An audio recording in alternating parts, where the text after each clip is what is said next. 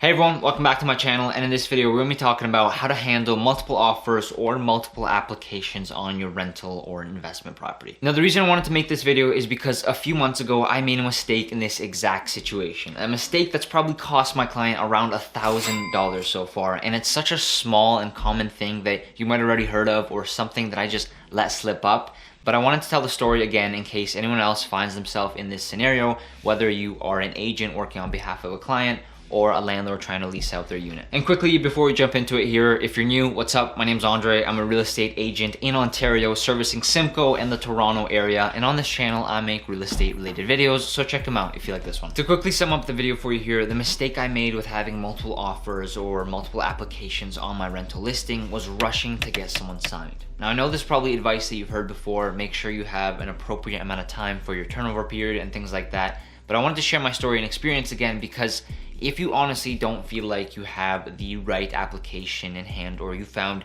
the ideal tenant for your property, like a few things just seem off and don't add up, then the best thing for you to do is just to wait. It's a little bit different when selling your property, where you might not have the complete opportunity to wait as you do on leases, because a high paying buyer can and will go somewhere else to buy something else. But I've generally found that tenants can accommodate you a little better to make that final decision and give you a little more time when it comes to deciding, which tenant you want to sign on. So here's what happened. A past client of mine wanted me to lease out one of their condos in downtown Mississauga. The tenant had moved out. We went in there, cleaned it, painted it, made it look pretty and everything. Now, before COVID happened, the rate for this kind of layout, which is a 1+ den, 2-bathroom condo, and it was super high up, it was like 19th or 20th floor, was around $2,500 a month. Now, ever since COVID hit, rent has fallen pretty drastically in condos all throughout Ontario, somewhere between $300 to $500 a month, if not more in many cases. So initially I put it up for rent for $2,300 a month privately, just in case I could save on that half-month commission in case I brought I found a tenant on private routes as opposed to going on the MLS. We put it on there for $2,300 a month for a week and nothing came up, right? It was like just complete crickets. I knew it was a complete highball. I was expecting somewhere in the range between $1,900 to $1,975, but never hurts to try and see if you can get someone to sign in for more. So after a week of no interest, we dropped the price to $1,900 a month and put it up on the MLS. At that point, we actually got some interest. There were 3 showings the next couple of days, and a few days later, I had 2 applications or offers in my hand. And really quickly, to define multiple offers or multiple applications, when an agent brings me a potential tenant, I'd say that's a multiple offer, because they tend to have everything already, like credit scores, employment, income, like everything, right? Everything you might need to qualify this tenant, the agent brings to you, as well as a full written lease with like agreements, schedules, options, and all these different things. And then multiple applications when, usually if it's like a private thing where someone is interested and they say they're interested, but you don't have all their documentation yet, so you have to go get it. It's a 2-part process, but that's what I mean when I say multiple offers, multiple applications. It's basically the same thing. It's just interest on the unit. One of the applications I crossed off right away because the credit score was like a totally different name than any of the people that want to be living on the lease, and there was like 3 of them, even though it was just a 1+ den layout. They wanted to use the den for like an extra bedroom, which just doesn't really work out for that type of layout. And then the second one also didn't really fit because the income and expenses were a little like, they weren't enough. I usually look for a 60-40 ratio where rent is a maximum of 40% of their income, meaning that they have more than enough to afford it and keep living comfortably. And in this case, it was kind of flipped. And that ratio is totally a personal call. I mean, it depends on person to person, but usually I like to stick with that because I wouldn't even really feel comfortable if like the rent is taking up 50 or even like 60% of the person's income. Then that means they barely have enough to kind of get by the month.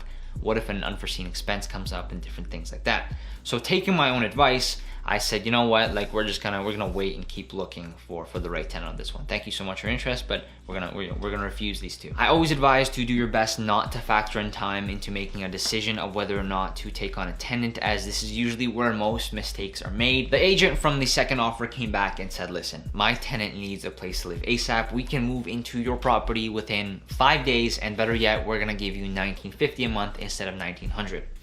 And instead of taking my own advice, I took this application to my landlord client. I told him to sign it. The tenant did technically pass the qualifications, and within a few hours we had a firm lease deal. Realtors usually have a little bit of time to update their changes with your office, the paperwork, the MLS listing, with with whatever happens on their properties. So since we got that offer firmed up late at night, then I didn't have a chance to publicly display that this unit was already leased till a few hours, till the next day. Now, the next day, before afternoon, we had 5 showings booked, and since this property was vacant, there was no one living in it, they were just automatic, and a few hours later, I had 3 offers sent to me after this place was already firmed up. And this is where I made the mistake on rushing to get someone signed as opposed to waiting and finding the right and perfect fit for this unit. One of those offers was actually for $2,000 a month, so not $1,900, not $1,950, but $2,000 a month. These clients were actually making well over multiple 6 figures in their combined income. They were looking to buy a house. They had like $60,000 saved up in their savings account, and they were actually offering 4 months prepaid up front in a deposit as opposed to just the first and last that the tenant that we had accepted was. And they were actually okay to move in just a few days after the tenant that we had already signed was willing to move into. But since we already signed and made the commitment, there was no backing out. I had to apologize and decline those 3 offers, and we walked out on $2,000 a month. Now, had I just waited and trusted my gut a little bit, saying, you know what, this application isn't fully where I want it to be, can you just give me 24 hours to think about it and talk it over with my client, as opposed to just being like, you know what, this guy can move in like 5 days, like sign him, let's go, let's get it done. I would have been able to bring my client a much better offer, a much better application, and a much better tenant. And if you look at it from a 2-year perspective, $1,950 to $2,000, it's not a huge difference. It's $50 a month, but that $50 a month really adds up. In a year, that's $600. In 2 years, that's $1,200, right? That's technically $1,000 that I lost for my client, or at least just didn't gain for them simply by not waiting. Whether you're an agent or a landlord, there's always pressure on both sides to get the decision done as soon as they can, right? The tenants are waiting on you because they're probably looking at other properties as well. Maybe they want to offer another one, but they like yours the most, and they're waiting to see whether you're going to take him or not. But if your initial feeling isn't yes, we got it, we found the right one, then it is in your utmost best interest to just simply wait and be like, you know what, guys, like, I'm not ready to make the final decision yet, or the landlord isn't ready. Can you give us 2 days? And in 2 days, I hope you're still interested. And that's also a risk, because that tenant can very easily just go somewhere else and you're back to where you started. But out of all the rental deals I did,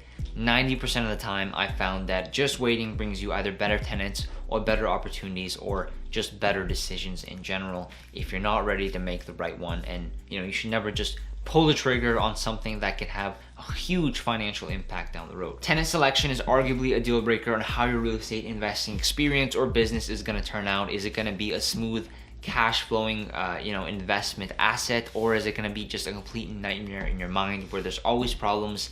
The tenant maybe doesn't take that care of a place, and when they move out, you're going to have to spend thousands, or if not tens of thousands, to get the place fixed up. And it might have just been cheaper to let someone not live there for like a couple months. So to sum it up here again, if you're a landlord, agent, investor, and you encounter a situation where you have multiple offers or multiple applications on your rental, and you don't feel like right away that you found the right one or a great fit for your property, then prepare yourself and let everyone know that you just need a day or two to figure out and make your final decision. I made this mistake and fully owned up to it. Obviously my client wasn't, totally pissed, but at the same time they weren't completely pleased, right? If they got $1,950, but they could have gotten a little more and potentially a better tenant. My argument on that fact was that, listen, this is a younger individual. They are more likely to move out within a year or two than these guys who are maybe staying around for, a little longer until they have enough money to buy a house. So hopefully by that time rents will go up, and that's why maybe this tenant was, it wasn't such a bad decision. We're not losing that much because we're gonna gain it back in the end after rents go up. But that's my value proposition here, because even waiting simply a day or two can present itself with so many more opportunities and better tenants like it did in this case. That's all for today's video. I hope you enjoyed it. I hope it wasn't too long. It felt like a little bit of a longer video from just like a couple notes I made here, but thank you so much for watching. I really appreciate it, and I will see you next week Friday at 7.